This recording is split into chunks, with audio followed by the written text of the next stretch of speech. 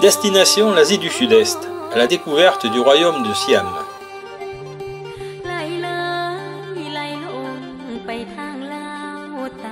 Après une escale à Doha, nous voilà à Bangkok, capitale de la Thaïlande. 68 millions d'habitants pour une superficie légèrement plus petite que la France. La population est à 95% bouddhiste et moins de 5% sont musulmans. La capitale compte 8 millions d'habitants et le Grand Bangkok 18 millions. En bleu sur la carte, notre périple vers le nord et en vert, le retour en train de nuit.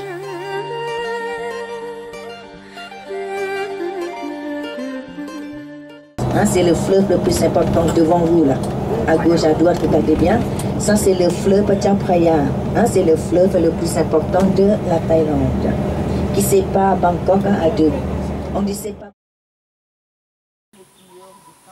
Temple de Prasat Muang Singh, avant-poste de l'Empire Khmer du XIIe siècle.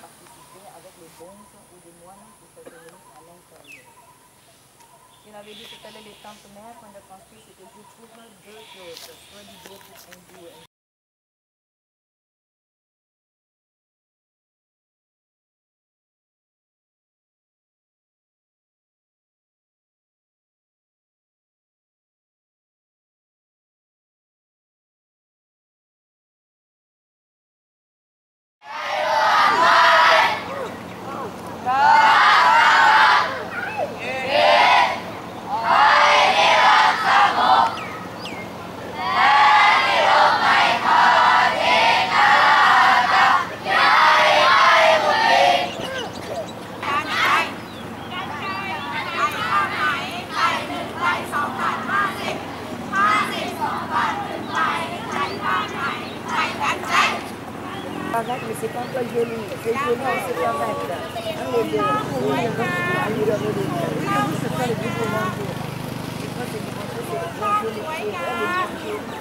On va chanter.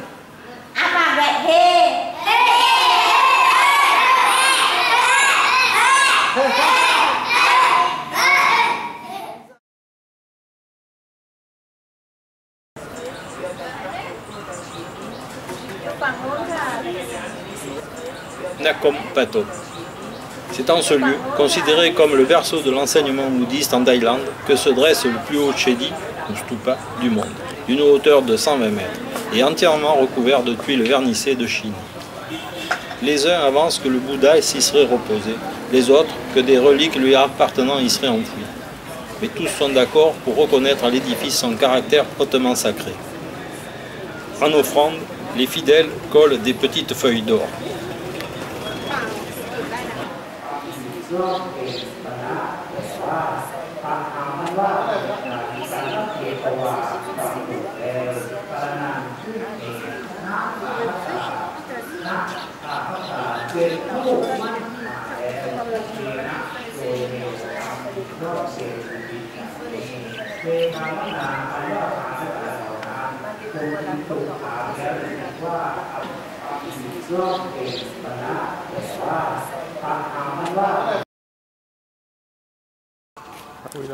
Ayutthaya fut la capitale du Siam entre 1350 et 1767. Le dernier combat du royaume du Siam eut lieu en 1767 quand l'armée birmane envahit la cité, la mise à sac et pilla la majeure partie de ses trésors. Les trois magnifiques chedis du Wat Phra Si Sampet sont l'image la plus emblématique d'Ayutthaya. Construit à la fin du XVe siècle, ce temple était alors le plus grand de la cité et fut fréquenté par plusieurs rois. Il contenait un Bouddha debout, haut de 16 mètres et recouvert de 250 kg d'or que les occupants birmans firent fondre.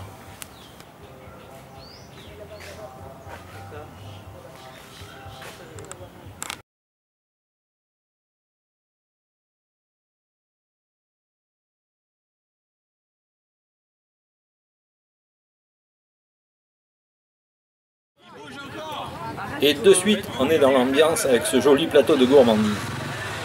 Ah voilà. Elle nous a préparé un plateau. Ça, c'est des... Repas de ce soir. Bon appétit. Merci. Ah, et puis voilà. Donc le buffet est ouvert et à volonté. Quand on va t'en mélange un peu de tout.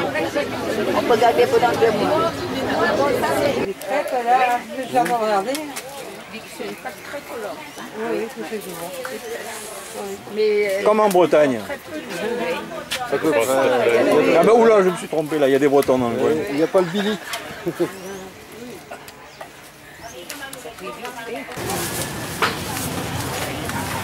En sortant du travail, les Thaïs achètent plusieurs sortes de plats préparés pour le repas du soir.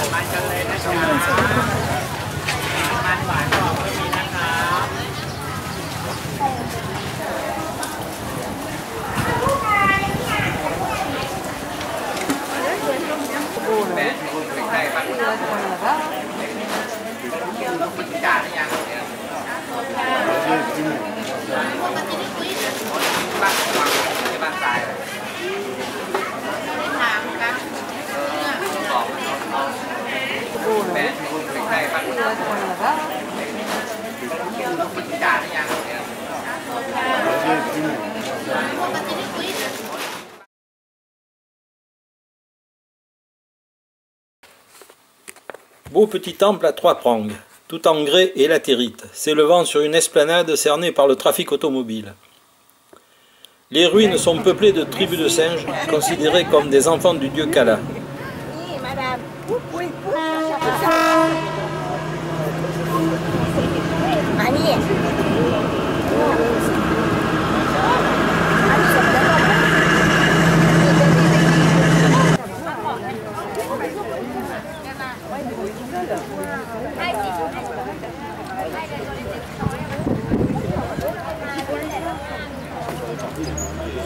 Ah oui, et en gros il y a marqué ne nourrissez pas les singes. D'accord.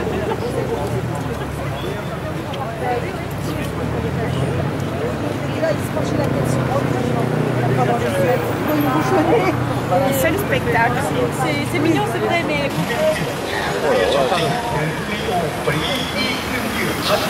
Il doit s'en faire écraser des fois.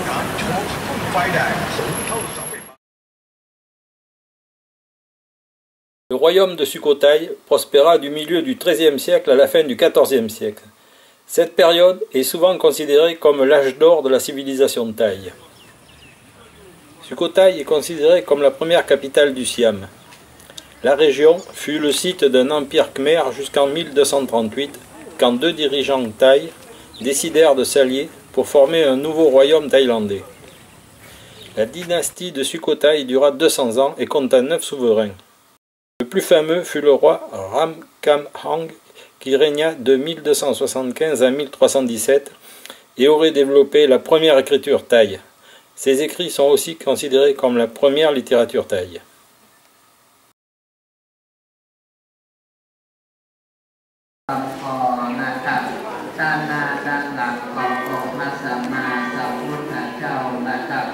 Hãy subscribe cho kênh Ghiền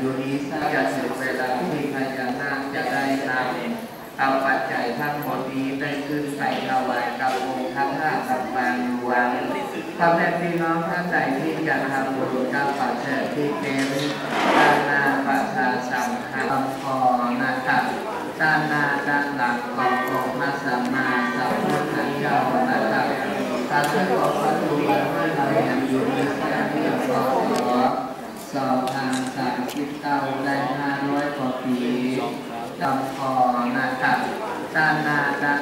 lỡ